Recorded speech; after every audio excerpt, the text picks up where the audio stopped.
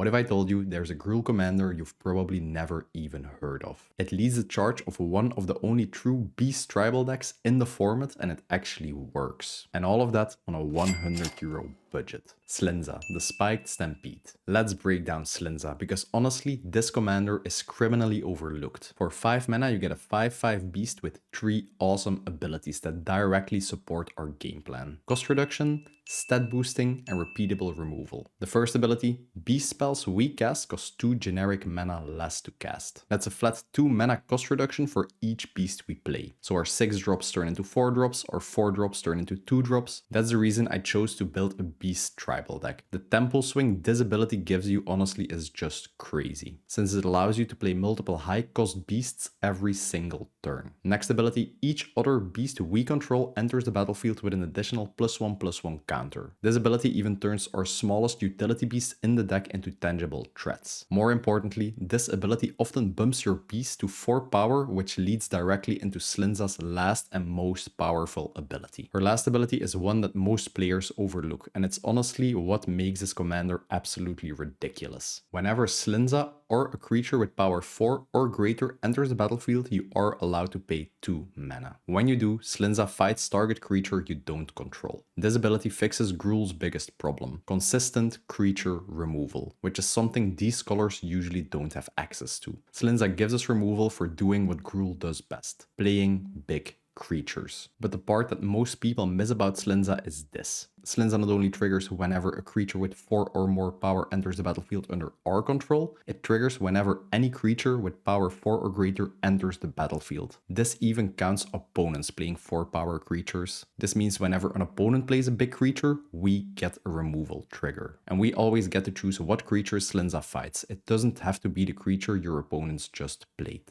You can hit their commander, their support piece, their mana dorks, whatever makes sense in that moment. This turns Slinza into a reactive board control piece, which is really unusual, especially in Gruul. And because it's a May ability, you just get to choose whenever you fight. You fight when it benefits you, and you just hold off when it doesn't. It's smooth, powerful, and doesn't require any setups or tricks. It just works. And for just €100, this might be the best tribal deck I've ever made on the channel. As per usual, I will be going over every single card in the deck and explaining why I decided to include it. This video is divided up in 6 categories: the beasts, acceleration, support and draw, interaction and protection, the lands, and in the end I also have a small little upgrade section where I will be talking about the cards you can include in the deck if you don't care about the €100 budget. Let's get started with the most important section, the beasts. We play more than 30 beasts in this deck that all take advantage of Slinza's cost reduction and +1/+1 counter ability. Some of these are just really huge beasts with trample you can swing with and end the game, and some provide excellent utility and card draw. Let's take a deep dive into the 99. Bloated Contaminator, a 3 mana 4/4 creature with trample, which in itself is already a really good deal. It also has Toxic 1, meaning whenever this creature deals combat damage to a player, they will also get a poison counter. We won't really be using the poison counters in this type of deck, but if some players in your playgroup also play a poison deck, this might be relevant. Whenever this creature deals combat damage to a player, we also get to proliferate, meaning we get to choose any number of players or permanents, and for each counter they have, we get to put an additional one on them. This doubles poison counters, +1/+1 counters, loyalty counters on planeswalkers, just any type of counter. This ability honestly synergizes perfectly with Slinza's second ability. When we have Slinza on the battlefield, all our beasts will enter with a +1/+1 counter. If we connect with combat damage with this creature, we can just put an additional counter on each of those beasts, resulting in our creatures turning into even bigger threats. And as with all beasts, when you have Slinza on the battlefield, you can cast this creature for just 1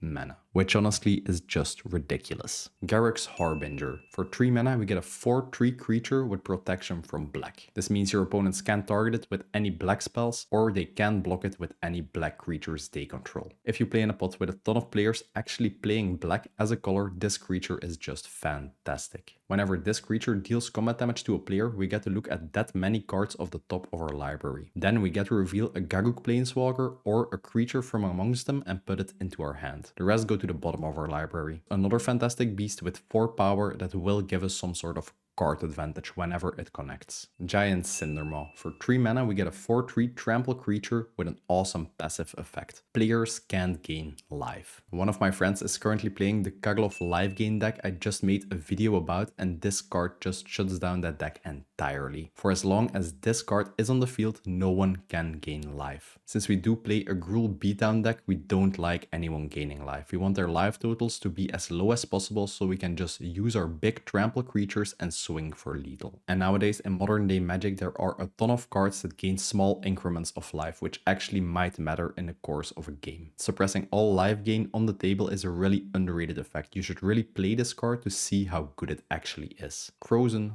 Warchief, one of the original Beast Synergy Lord type creatures that was released like a million years ago in the Scourge set. For 3 mana we get a beast that reduces the cost of any other beast we play by 1 generic mana, allowing us to play our big beasts way earlier than we should and just stacking up with the cost reduction we already get from Slinza. That ability itself would already be enough to include this card in the deck, but it even has a second ability. For just 2 mana we get to regenerate target beast on instant speed. If an opponent plays a removal spell targeting Slinza or one of your really valuable beasts, just pay 2 mana and the creature will survive. You can also use this ability on Frozen Warchief itself, making it really hard to deal with. Regeneration works in a funny way. You can actually give this ability to a creature and it will give it some sort of a regeneration shield. Regenerate basically says the next time this permanent would be destroyed this turn, it isn't. Tap it instead. So if someone is about to play a board wipe, you can just pump mana into this creature, give like a regeneration shield to all your beasts. The board wipe resolves, they would normally all be destroyed. Instead, they will just get tapped and survive. For sure, one of the stronger cards in the deck. Loot. Exuberant Explorer, one of the newer beasts we got in the Foundation set. Loot allows us to play 1 additional land on every single one of our turns, really accelerating our mana and making sure we are ahead on land drops at all times. He has an activated ability for 6 mana, and tapping him, we get to look at the top 6 cards of our library. Then we get to reveal a creature card from among them with a mana value lesser than the amount of lands we control. When we do, we just get to put that creature onto the battlefield. In this deck, we play a ton of cards that actually allow us to ram the amount of lands we have, so we will always have a huge amount. Just tap Loot, look at the top 6 cards, reveal a really huge creature, and you get to cheat it into play for free. In my opinion, Loot is one of the better green creatures we got in the most recent Magic sets. Manglehorn. Whenever this creature enters the battlefield, we get to destroy target artifact. This can help you out dealing with some problematic artifacts or just removing some mana rocks that people control. And passively, it will make artifacts our opponents control enter the battlefield tapped. This passive effect will drive your opponents crazy. It's really annoying to have all your artifacts enter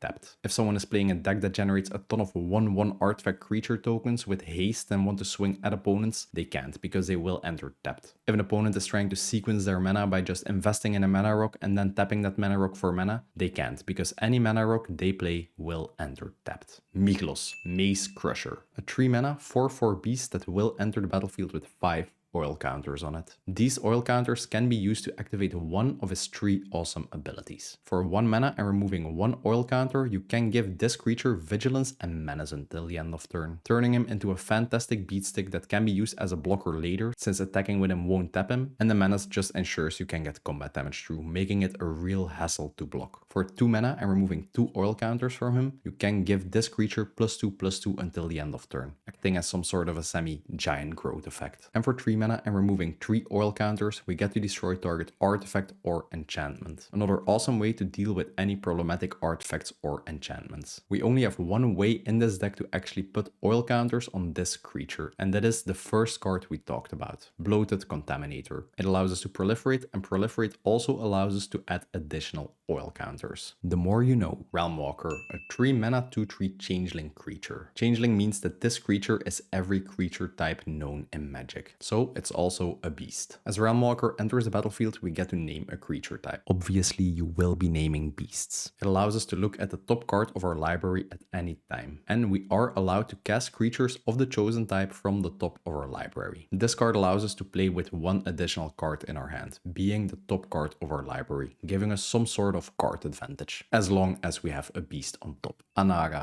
Volvid Familiar, a 4-mana 4/4 beast that will give our commander indestructible as long as it's our turn. This effect is pretty okay in any commander deck, just making sure people have to deal with Anaga first before they can actually deal with your commander. But in a Slinza deck, this ability is just crazy. Remember Slinza's most important ability, the fighting one? As long as you have Anaga on the field, you can just keep fighting with Slinza as many times as you want, and you don't have to worry about damage on Slinza, since she will just be indestructible anyways. If you have enough mana to do so, and you have enough Slinza triggers by creatures entering the battlefield during our turn, you can just keep fighting and she will never die in combat. The synergy between these two cards is just crazy. How does Mutate actually work? Gemrazor, a 4-mana 4/4 beast with a mutate mechanic. I hope I get this correctly, because as of this day I still don't understand how mutate works. Instead of paying the 4 mana for casting it, we can pay the 3 mana to mutate it onto a creature we control. Mutating basically means we can put this creature on top of any non-human creature we control or on the bottom. Then we get like a pile of mutated cards, and the top card will be the creature and they will gain all the abilities from all the cards underneath it. So if we have a 10/10 body and we mutate Gemrazor onto it, the 10/10 body will also gain reach and trample. Let me know if I got the mutating thing right in the comments below. Whenever this creature mutates, we do get to destroy target artifact or enchantment. In this deck we do play a ton of artifact and enchantment hate, but it's really necessary, especially in modern day Magic, where everyone is playing like Heuristic Study, Mana Rocks, Phyrexian Altax. You can just basically win the game if you can remove the correct artifacts or enchantments at the right time. Play your removal, people. Herald of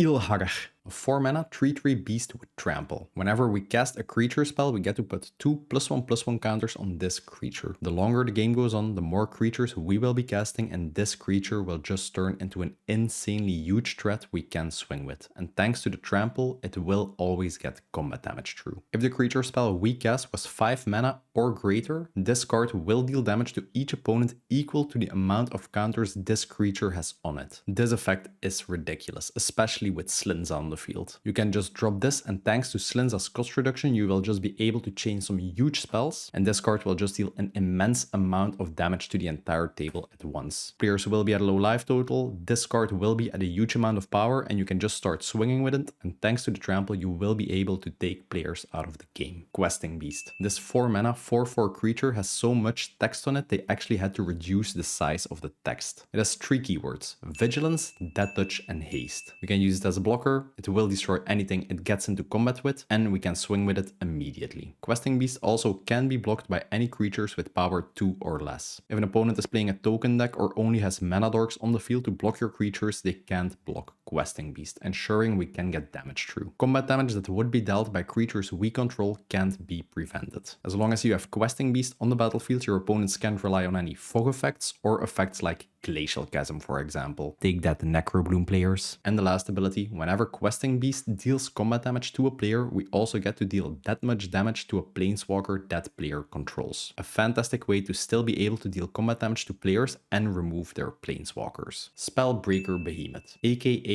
a control player's nightmare. Spellbreaker Behemoth itself can be countered, and any creature you play with mana cost 5 or greater also can't be countered. If you play in a pot with a ton of counter magic, this card will be your best friend. And I will also give this card the award of most beautiful card in the deck. He just looks really jacked and really awesome, let's be honest. Ulvenwald Oddity, a 4-mana 4/4 beast with trample and haste, which honestly is not that bad of a body. For 7 mana, we can flip this creature into its backside, which is a massive 8/8 beast with trample and haste. And on top of that, he also gives all our other creatures +1/1 trample and haste. If you can flip this card later in the game, this is just a game finisher, since every creature you play from then will have a stat boost, trample, and haste, allowing you to instantly swing with your big beast and just close out the game from there. 7 mana to transform it might seem like a lot, but in this deck we play so much acceleration that it's usually not a problem. And don't forget, with Slinza on the battlefield, you can cast a front side for only only 2 green mana. Blossoming Bogbeast. Whenever this 5 mana creature attacks, we gain 2 life. Then all creatures we control will gain plus XX and trample, X being the amount of life we gain this turn. We don't play any other life gain effects in this deck, but just the fact that this card gains us 2 life whenever it attacks is more than enough. All other creatures you control will get the +2/2 trample stat boost. This card basically is overrun on a stick, just allowing us to close out the game if we control a ton of beasts. Just swing with this, everything will get +2/2 trample and you will be able to deal a ton of damage to a single opponent. Elder Garagot, a 5 mana 6/6 beast with vigilance, reach and trample. Whenever this creature attacks or blocks, we get to choose one of 3 awesome effects. And since this creature has vigilance, we're able to attack with it and it will still be untapped, so we can also block with it when an opponent swings at us, doubling up on the triggered ability. We can choose to create a 3/3 beast token, which when we have Slinza on the field will enter as a 4/4 creature and will trigger Slinza's fighting ability. We can choose to gain 3 life, very solid ability if we are under a ton of pressure and desperately need some life gain, or to combo with the previous card, Blossoming Bogbeast. And the last option allows us to draw a card. Gruul is a really awesome color combo that does have access to the biggest creatures in Magic, but doesn't have access to great card draw. So any additional card draw we can get in this deck is just awesome. Talking about card draw, Garruk's Packleader, a 5 mana 4/4 beast. Whenever another creature enters the battlefield under our control and it has power 3 or greater, we get to draw a card. Once you drop Slinza, your beast will barely cost any mana and you will be able to chain a ton of beasts in one sequence. The only problem is you will run out of cards in your hand real fast. When you have a Garruk's Packleader on the battlefield, you just play a beast, draw a new card, play a beast, draw a new card, and you can just keep the chain going. Earth Ballad.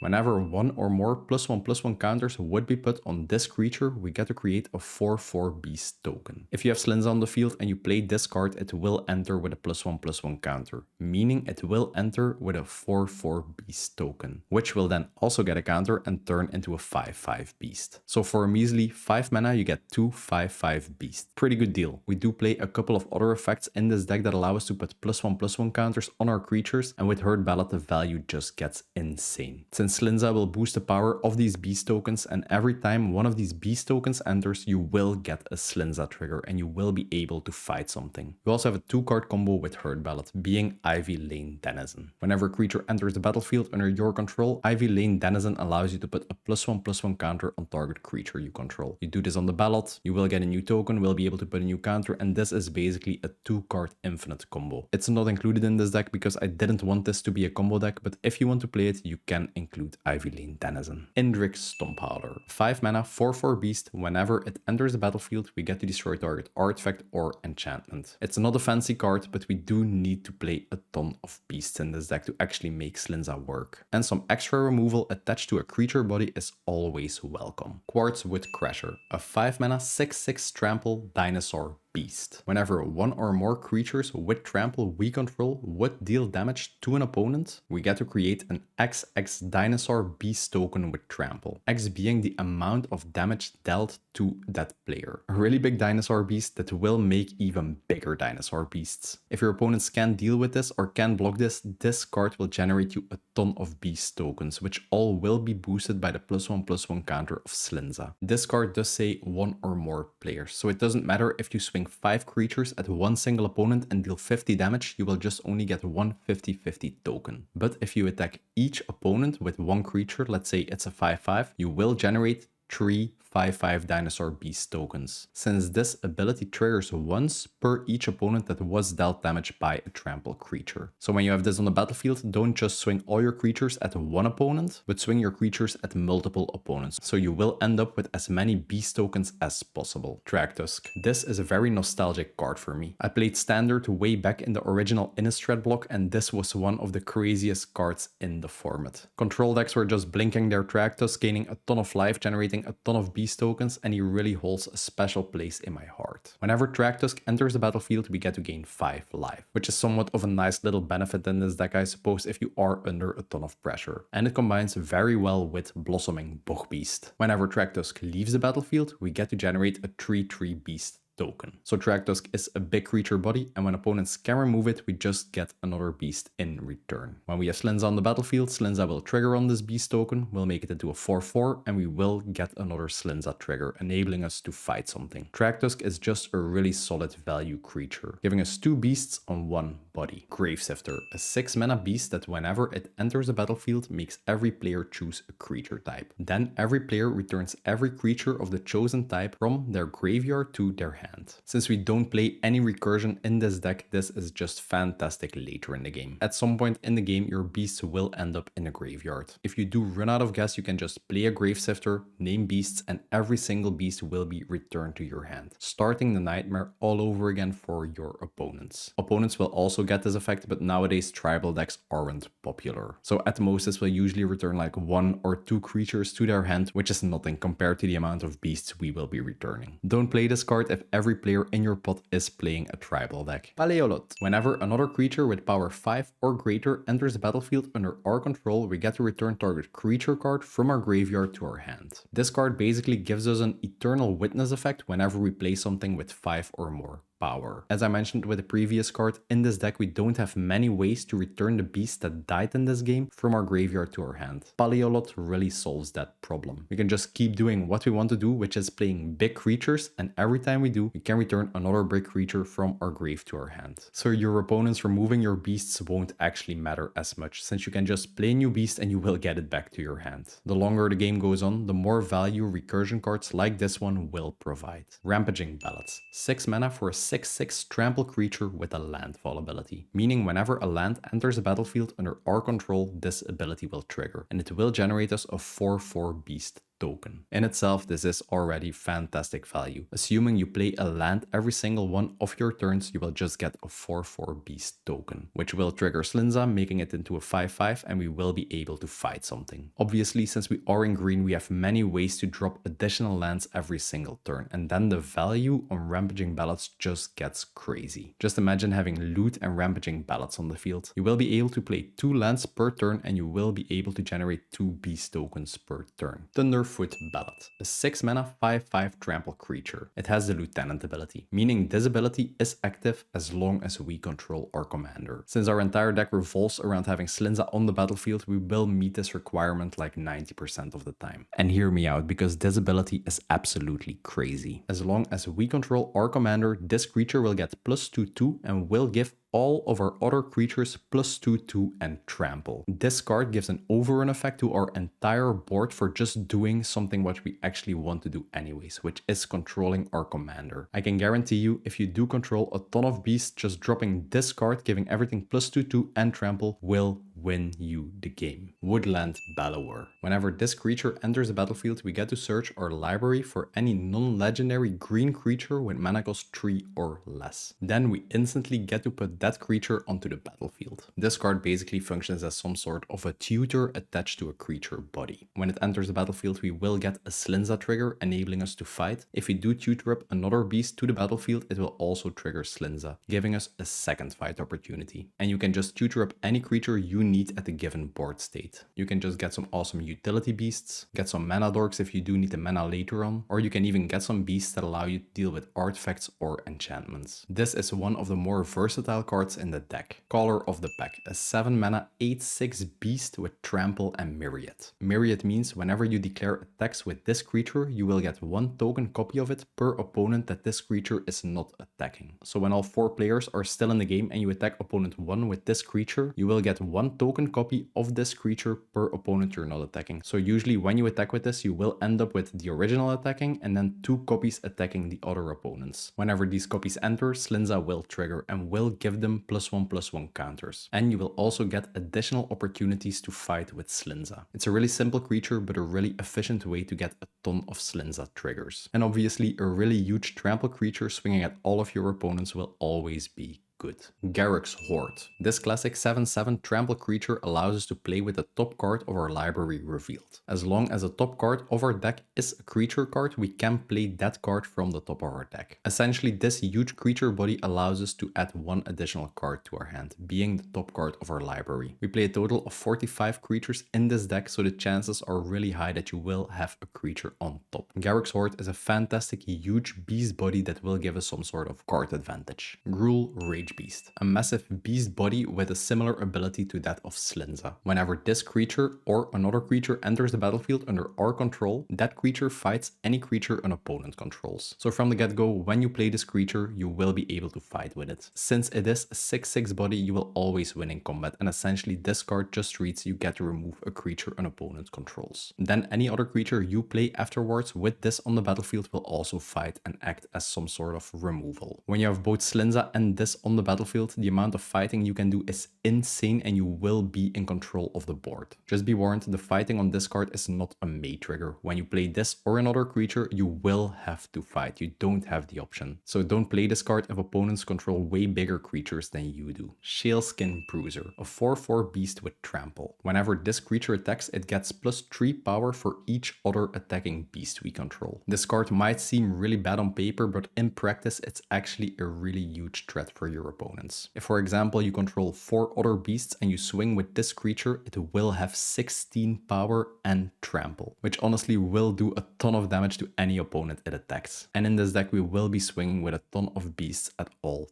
times. Just a fantastic card to take opponents out of the game with. Siege Behemoth, a 7/4 body with hexproof. As long as Siege Behemoth is attacking, for each creature we control, we can have that creature assign its combat damage as though it wasn't blocked. This is a really weird ability, so let me explain. Let's say you swing with 3 5/5 creatures and all 3 of these creatures get blocked by 2/2 zombies. We can choose to assign the damage directly to the player as though it wasn't blocked and the blockers won't be taking any damage. Or we can just choose to do combat as normal and the blockers will receive damage. If your creature is blocked, no matter what option you chose, you will still receive damage in combat from the blocking creature. So essentially, if you swing with the 3 5/5 creatures, you can choose to just assign damage to the player, the zombies won't be dying and the player will take 15 damage and the zombies will survive combat. Your creatures will then take the 2 damage from the zombies in return. It's a really weird ability when it comes to rulings, but this card basically makes all your creatures unblockable, just allowing you to deal damage to players directly no matter if they have blockers or not. This card is one of the best cards in the deck to actually end the game with. And the last card in this section, but certainly not the least, is Spearbreaker Behemoth. It's a 7 mana 5/5 beast with indestructible, which is already a really good deal. A really huge beast body which is nearly impossible for your opponents to deal with. But here's the kicker, it also has an activated ability. For just 1 generic mana, we can make target creature with power 5 or greater indestructible until the end of turn. This effect has a ton of really good uses. If an opponent plays a removal spell, just pay 1 mana and your creature will be fine. If an opponent plays a board wipe, just pay 1 mana per creature you control and every creature will survive the board wipe. And you can give Slinza indestructible and you can just fight as many times as you want with her and she will survive every single fight. Spearbreaker Behemoth honestly is the perfect beast for this type of deck. Since the ability only costs 1 mana to activate, all removal your opponent's play will be useless. And with indestructible, Slinza just turns into an absolute removal machine. If you like these in-depth Commander deck tech videos and you want to support me and the channel, check out the YouTube membership program. All members will get early access to the videos, voting rights and monthly deck polls so you can actually choose what type of Commander I do these videos about, exclusive chat rooms in the Panzer MTG Discord, and I just released a set of new Panzer MTG emojis you can use anywhere on YouTube. It's the best way to support me and ensure I can keep making these high quality videos. And big love to all the current YouTube members. Next up we have the acceleration section. Since we are in Gruul colors, we have access to the best ramp ever printed in Magic. And it serves 2 purposes. We want to get Slinza and our big beasts out as early as possible, really play our big creatures ahead of the curve. And when Slinza would get removed, we want to have the mana to cast her again as fast as possible, so she's never stuck in the command zone. Elvish Mystic and Llanowar Elves. 2 simple 1-drop creatures that will produce 1 green mana when tapped. If you have any of these 2 cards in your opening hand, you will have a really good time, since you will be 1 turn ahead on tempo. Solring.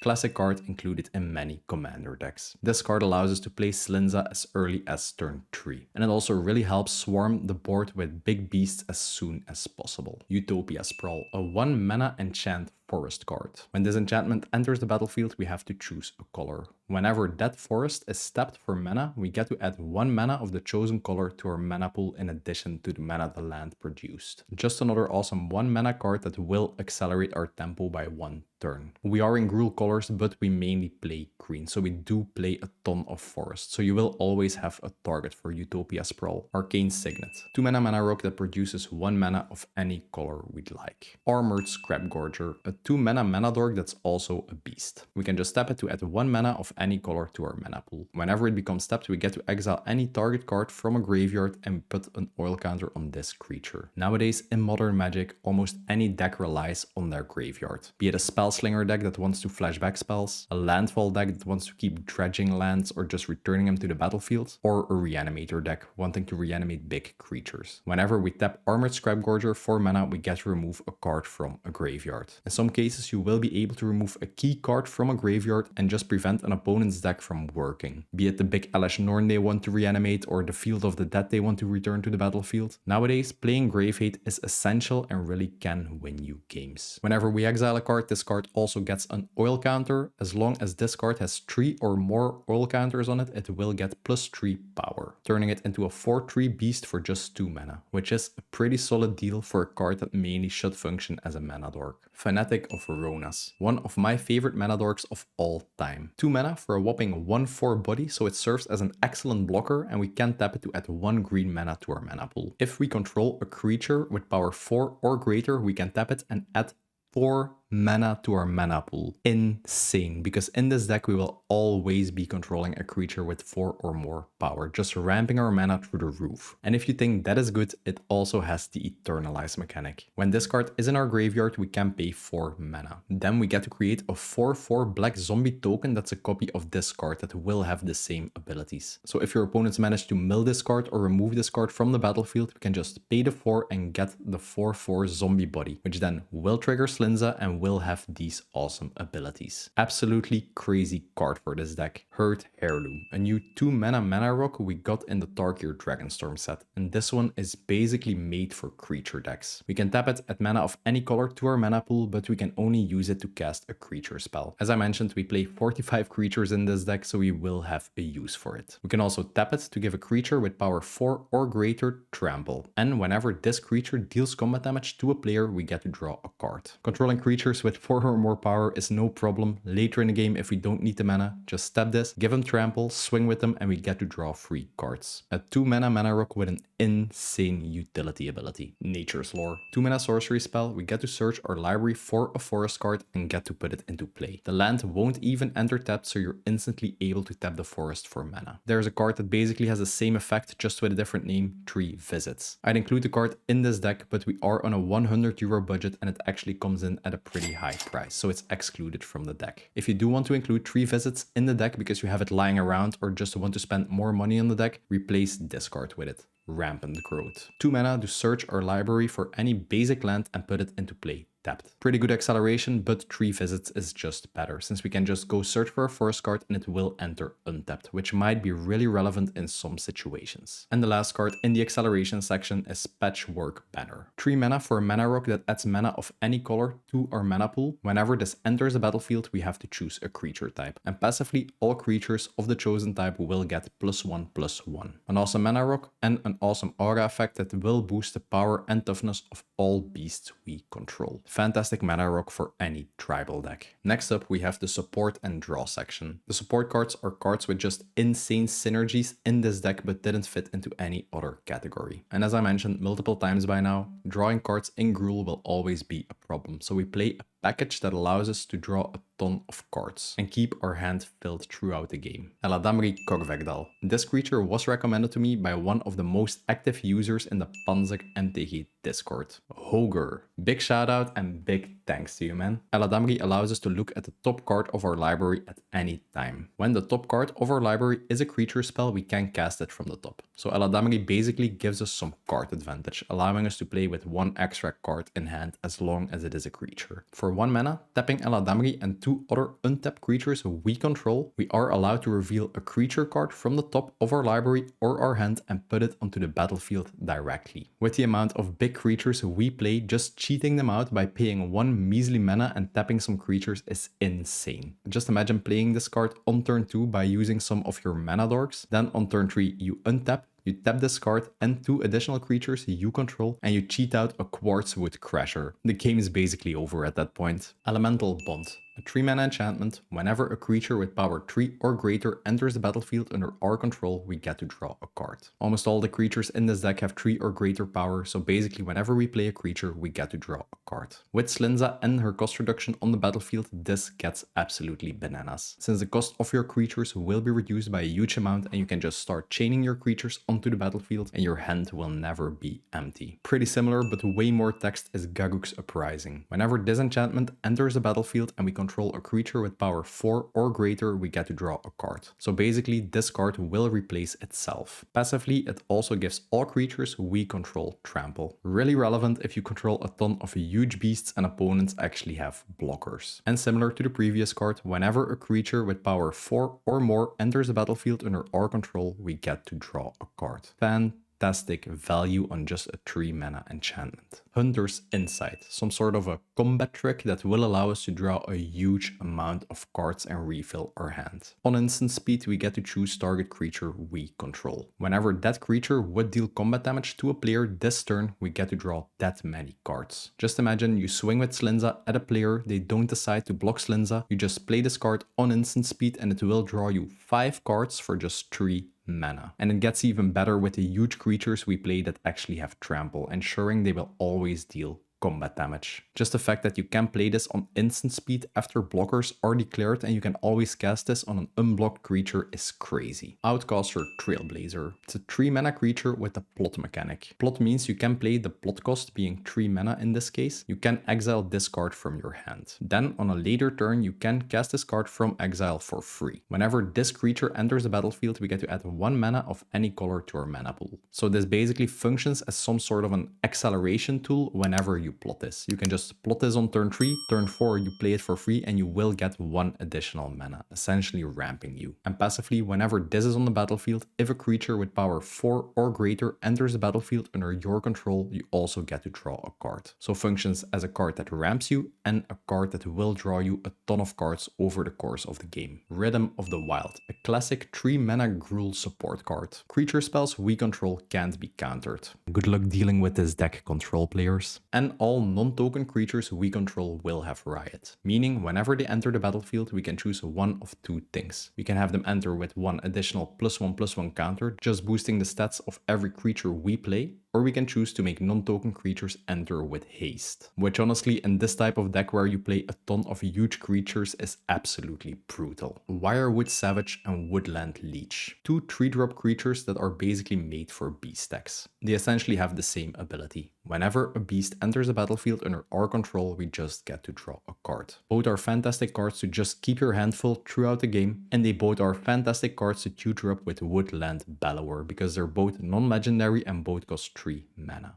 Beast Whisperer. Yeah, I know we play a ton of card draw in this deck, but trust me, you'll need it. Since when you have Slinza on the battlefield, the problem is not having the mana to cast your beast, because the cost reduction will make sure you will be able to drop your entire hand on the table. The problem in this deck actually is keeping your hand filled and keeping the fuel going. Curious Hurt. It's a 4 mana instant speed spell that allows us to choose an opponent. Then we get to create X 3/3 beast tokens for every artifact that opponent controls. If you play against someone who plays an artifact deck or a treasure deck or a food deck or whatever, this card will give you a ton of beast tokens for just 4 mana. And with Slinza on the battlefield, these will all turn into 4/4 creatures, and every single one entering will enable Slinza to fight. And even if you don't have an artifact player in your pot, nowadays almost every deck plays treasure tokens, food tokens, clue tokens, whatever, and you will always have a great target for this. Even if an opponent only controls 2 artifacts, 4 mana for 2 4/4 beasts is a pretty good deal. Goreclaw.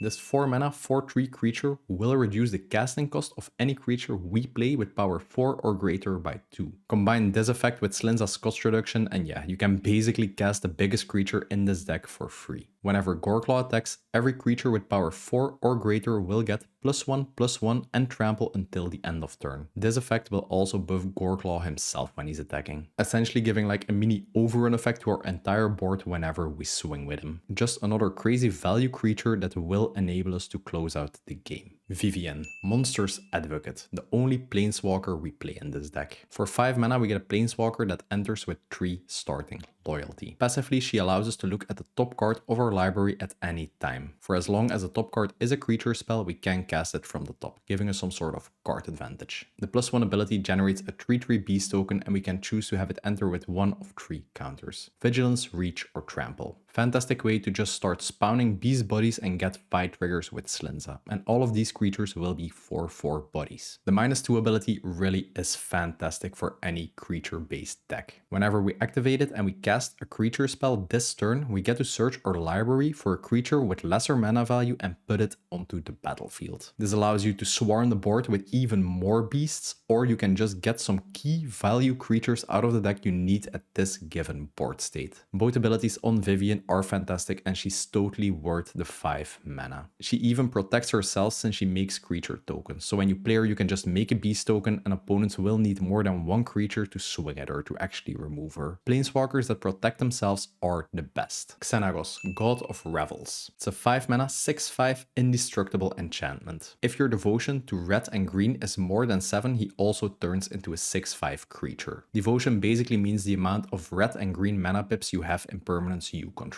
Xenagos counts himself, so you only need 5 additional mana pips. At the beginning of combat on our turn, we get to give another target creature +XX and haste. X being that creature's power, essentially doubling it. So you can just cast Xenagos, go to combat on the turn he came down, and you will instantly gain this benefit, being able to give a creature double the power and giving it haste, instantly enabling you to swing with it. And Xenagos just is a real problem to deal with for most decks, since it is an indestructible enchantment creature. And the last card in this section is Rishkar's Expertise. This 6 mana sorcery allows you to draw cards equal to the greatest power amongst creatures you control, which in this deck will usually be 5 or more. So drawing at least 5 cards for 6 mana is already a pretty good deal. Then after you drew the cards, you actually get to cast any spell in your hand with mana value 5 or less for free. So you won't have to tap out on your turn just to draw a ton of cards, but when you tap out, you will actually refill your hand and play something, just keeping the tempo going in your favor. If you're getting value from this breakdown, do me a favor. Share this video with your entire family and all your friends. Hit the like button,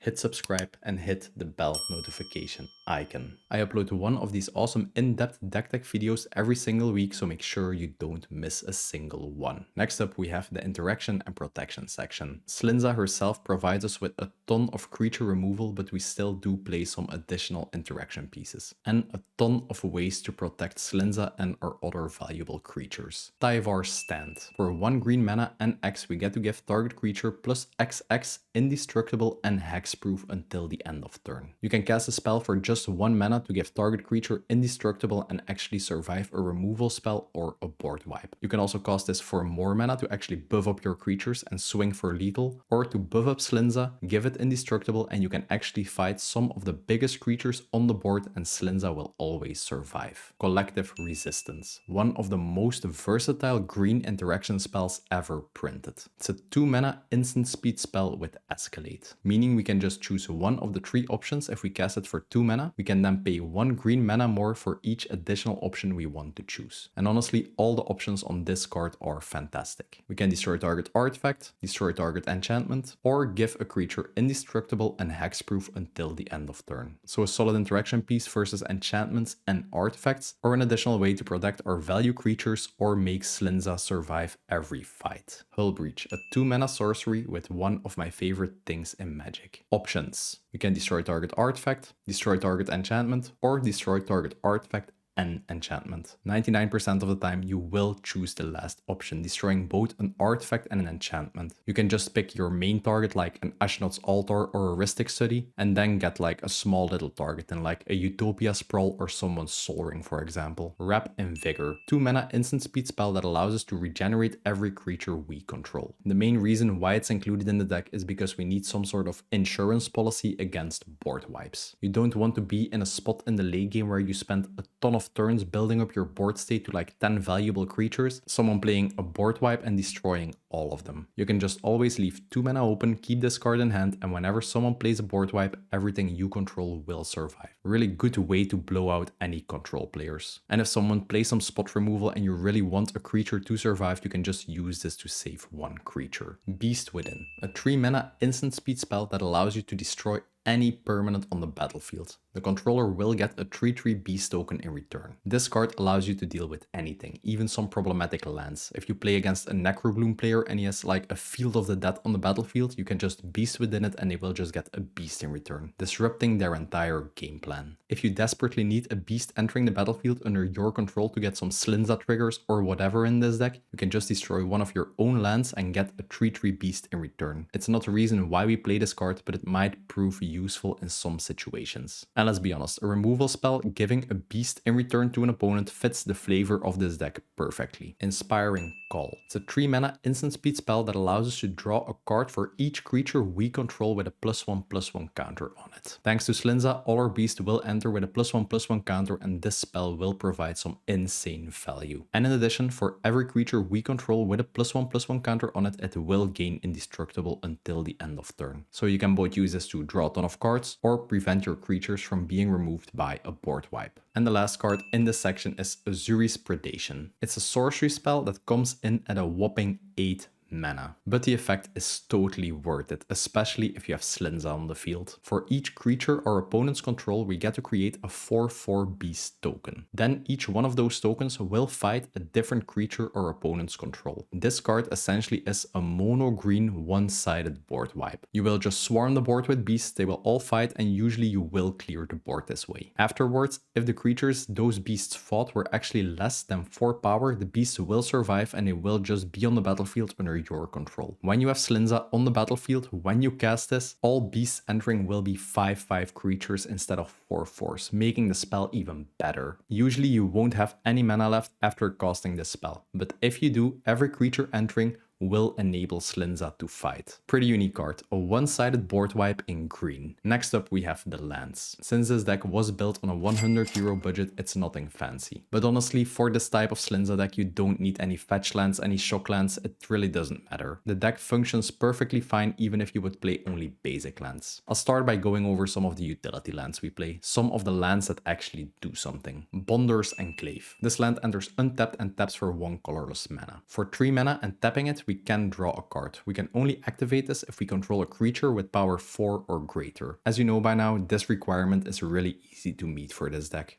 So we just get a land that draws us some cards later in the game if we do have the mana left. Castle Garenbrick. This land enters the battlefield untapped as long as we control a forest. We do play a ton of basics in this deck, so this won't be a problem. Just taps for 1 green mana. For 4 mana and tapping it, we can add 6 mana to our mana pool. We can only use this mana to activate the abilities of creatures or use it to cast creature spells. This is a fun little land where you have to tap 5 lands to actually generate 6 mana, just giving us some slight form of acceleration later in the game. Contested Cliffs. For 1 red mana, 1 green mana, and tapping it, we get to choose target beast we control and a creature an opponent controls. Then those creatures deal damage to each other. Just another awesome land that gives us another way to fight, giving us even more creature removal in this deck. Kessig Wolfrun. For X, red, green mana, and tapping it, we get to give target creature +X0 and trample until the end of turn. Later in the game, Kessig Wolfrun can really win you games. If you do have a ton of mana lying around, you just pump it into Kessig, pump up one of your creatures, give it trample, and you can swing for lethal. Stump Stomp, an MDFC land. It's a 2 mana sorcery that allows us to target one of our creatures, and then it will deal damage equal to its power to target creature or planeswalker. This is not a fight card since the creature will just deal damage but won't receive any damage back in return. Another awesome way to remove any creatures on the board. And if you don't need the spell, you can just play the backside, which is a land that taps for red or green mana and enters the battlefield tapped. So no real downsides to including this in the deck. Bridgeworks Battle. 3 mana sorcery speed spell that will give one of our creatures +2/2 until the end of turn. Then that creature will fight any creature we don't control. Really similar to the previous card. Another awesome way to just remove creatures. And the backside is just a land that taps for green green mana. We can even pay 3 life and make it enter untapped, so it functions as a basic forest. Disciple of Realize. Whenever this 6 mana creature enters the battlefield, we get to sacrifice another creature we control. When we do, we get to draw X cards and we gain X life, where X is the sacrifice creature's power. Later in the game, if you run out of resources, you can just play this card, sacrifice one of your big creatures and just refill your hand, since usually the sacrifice creature will be at more than 5 power and draw you a ton of cards. If you don't need it, just play the backside, pay 3 life, it enters untapped and acts as a basic forest. These MDFC lands just are really great because they are so versatile. You can play them as an awesome effect or as a land if you need to land at that time. Scavenger Grounds. For 2 mana and tapping it and sacrificing it, we get to exile all graveyards. As I mentioned in all my videos, graveyards are really a thing now in modern day Magic. This land really solves that problem. Just exiling someone's graveyard at the right time might win you the game. Play your Grave Hate, people. And for the non-utility lands, we play Cinderglade,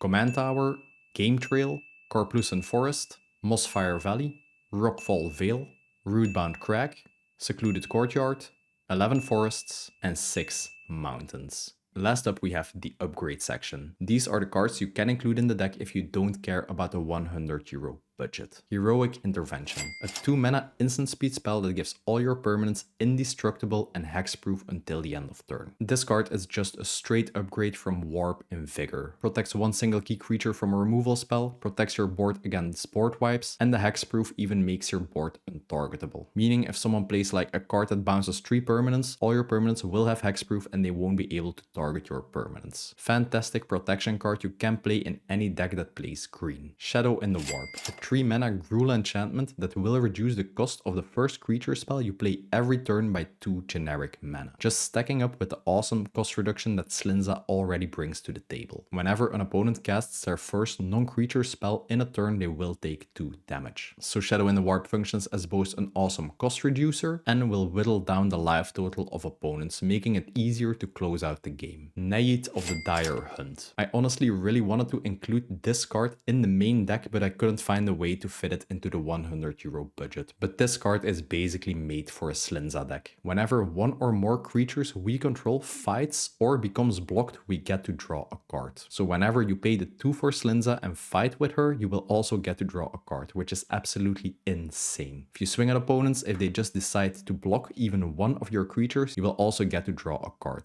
And as I mentioned, card draw is just vital in this deck. At the beginning of combat on our turn, we get to pay 3 mana. When we do, target creature's power gets doubled until the end of turn. That creature also has to be blocked whenever it attacks this turn. You can just double the power of one of your awesome trample creatures and make sure it has to be blocked, resulting in Nayit's first ability triggering and drawing you a card. You can just pick an opponent that only has their commander on the board that they really don't want to block with, make one creature have to be blocked, swing with it, and their commander will be destroyed in combat. Aether Charge. This 5 mana enchantment isn't an upgrade for the deck essentially, but it's just like a considering card. It's really low in price but has an awesome effect for a beast deck. Whenever a beast enters a battlefield under our control, we may have it deal 4 damage to target opponent, really whittling down their life total. The reason I excluded it from the deck is because we play a ton of really big beasts and we're not really going the token route. Usually we will have like 2 or 3 beasts entering the battlefield per turn at most, and just dealing 4 damage per beast on a 5 mana enchantment we have to play first as an investment doesn't really seem worth it to me. That being said, it's a pretty unique card for beast tribal. The Great Henge. Probably the biggest mistake Wizards ever made.